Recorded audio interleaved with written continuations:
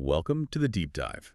Our goal today, well, it's to cut through all the noise. We're taking some really detailed info, specifically looking closely at two upcoming football matches, and just boiling it down to the key insights for you. We want you to quickly get a handle on the main dynamics, see how unexpected stuff can flip the script on stats and expectations. Exactly. And for this one, we're digging into these incredibly detailed match previews.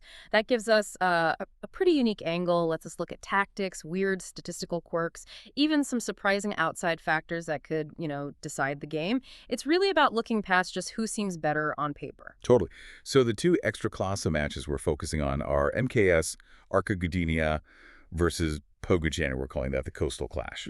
And then Widzew against Wisła Płock, which is our inland dynamics game.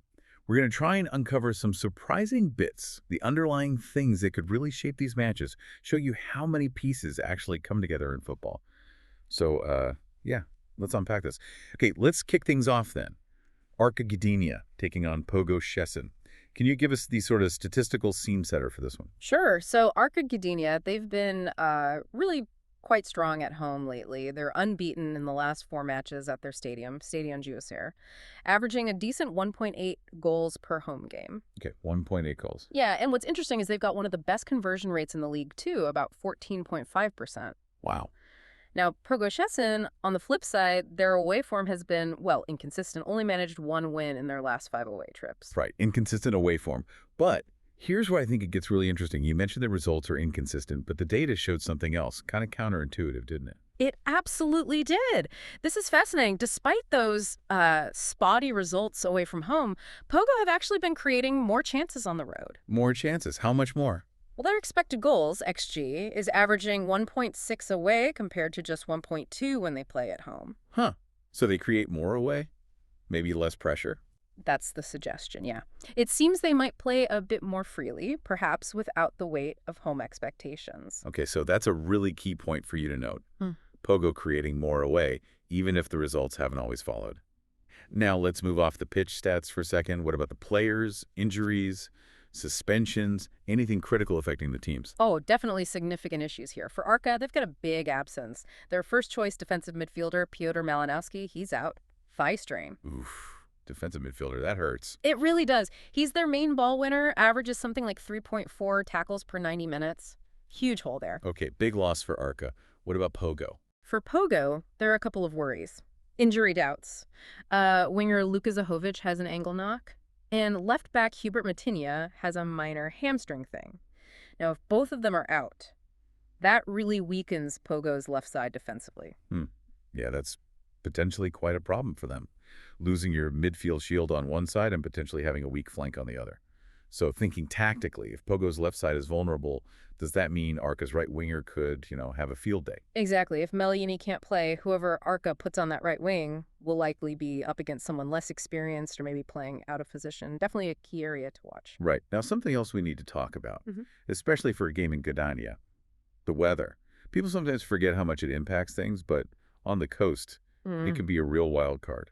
What's the forecast look like? Yeah, Gdynia in particular, the forecast is, pretty specific, looking at around 13 degrees Celsius. Okay, chilly. And gusty winds up to maybe 40 kilometers per hour, plus about a 60% chance of rain.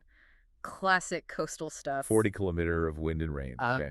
And the thing is, conditions like that, they can make crosses almost impossible to judge accurately. Long balls become pretty useless, too. It can completely mess with tactical plans. Yeah. Things that look good on paper just don't work. Yeah, I can just picture it. That wind swirling, maybe puddles on the pitch. And thinking about Arka's scoring, like you said, high conversion rate. Maybe this leads to scrappy goals, close range stuff from weird bounces. They're definitely good at capitalizing on that kind of chaos, yes. Tactically, Arka tend to sit a bit compact defensively, but they're very direct when they win the ball back. Quick counters. And Pogo are generally more about possession. They like to build things up patiently. So with that weather forecast, it feels like whoever adapts quickest to the wind and rain has the edge. Pogo trying to play neat, pretty football in those conditions sounds risky. I'd agree. Adaptability is going to be crucial. The probabilities I've run give Arka about a 42% chance to win. Okay, 42%. Pogo around 35%, and the draw at 23%. So it really suggests it's quite tight. A genuine toss-up. It could hinge on who settles first or how that midfield battle plays out now that Arka are missing Malinovsky. Before we switch games, just a quick personal story about Gdynia. I was at a match there once, late October. Started out okay, bit sunny even, then bam. Howling wind, freezing cold, seagulls literally dive-bombing people for chips. Sounds about right. But the fans, they were incredible, singing their hearts out in the pouring rain like it was nothing. Made it feel like a festival, despite being soaked and frozen. That's the kind of atmosphere Pogo are walking into. Loud, cold, wet. Very, very Polish. It's a factor, an intangible one you can't easily measure.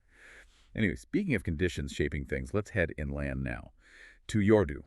Widzew versus Wisła Płock. Probably a very different kind of game awaits us there.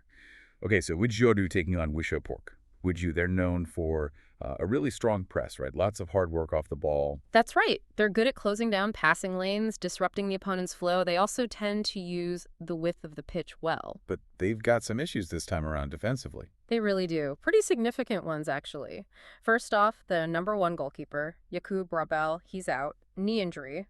So they'll have their backup in goal. Backup keeper. Okay, and maybe even more critical, their captain and main center back, Patrick Stupisky, he's suspended, picked up too many yellow cards. Ouch. Captain and center back out. Yeah. That's a massive blow to their defensive organization and leadership. Exactly. Losing that stability at the back, it could really affect them, especially if they're trying to maintain that high-energy press for 90 minutes. Might leave gaps. Okay. So Widzew are looking a bit vulnerable defensively. What about Wisła Płock? How are they shaping up coming into this? Well, Płock have been sort of quietly putting together a really good run. Yeah, unbeaten in their last 3 games. And they've scored 7 goals across those 3 matches. 7 goals in 3 games. That's pretty potent. It is, and their underlying numbers are strong, too. Their XGO over that period is 1.9 per game. That puts them in the top 3 in the league for that specific stretch. Wow, okay. So they're in form. Any injury worries for them? Relatively healthy, actually. Just one potential doubt, midfielder Mateusz Swak. Looks like a 50-50 call whether he plays or not, but otherwise, they're looking pretty good. Right. So a team hitting form, mostly healthy. And what about the conditions in Łódź? Different story from Gdynia, I assume. Completely different. Much calmer. Forecast is around 18 degrees Celsius, so quite pleasant. Just the light breeze, and crucially a dry pitch expected. Dry pitch, light breeze. Perfect football weather, basically. Exactly. Perfect conditions for a passing team, which really suits Płock's style. They like to keep it on the deck, work the ball through midfield. So let's put this together then. You've got Widzew missing their starting keeper and their captain at center back. Yeah. And you've got Płock in great goal-scoring form, playing in conditions that are ideal for their passing game. Does this mean Płock could really take control early? Maybe even run away with it if Widzew's defense struggles? Sounds like the stars are aligning for them. It's definitely a real possibility. Tactically, for Widzew, they almost have to come out strong. High press, try and get an early goal, get the home crowd buzzing, maybe unsettle Płock. Put them on the back foot early. Right. Whereas Płock's approach will likely be, control the possession, be patient, try to draw that makeshift Widzew defense out of shape, and then exploit the spaces, maybe out wide. Makes sense. What do the probabilities say for this one? The numbers lean towards Płock here. I have them at a 46% chance to win. Okay, almost evens for Płock. Widzew down at 32% and the draw at 22%. So Płock are definitely favored based on form and circumstance. Okay, interesting. So potential score lines. I'm thinking this could be quite open, given Widzew's defense. I'm going to throw out a high-scoring draw, maybe a 2-2. Goals, mistakes, maybe the backup keeper has a blinder, or maybe not. Possible. I might lean slightly more conservative, perhaps a 1-1 draw. But I wouldn't be at all surprised to see Płock just edge it late on, maybe 2-1. Especially if they can exploit those defensive issues as the game wears on. Hashtag outro. Right then. That brings us to the end of this deep dive.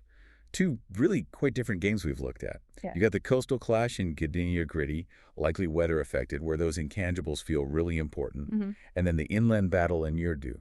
High press meets potential defensive chaos where injuries might just be the deciding story. Hopefully you feel a bit more clued in now, ready to watch these with maybe a slightly different perspective, understanding some of those layers underneath.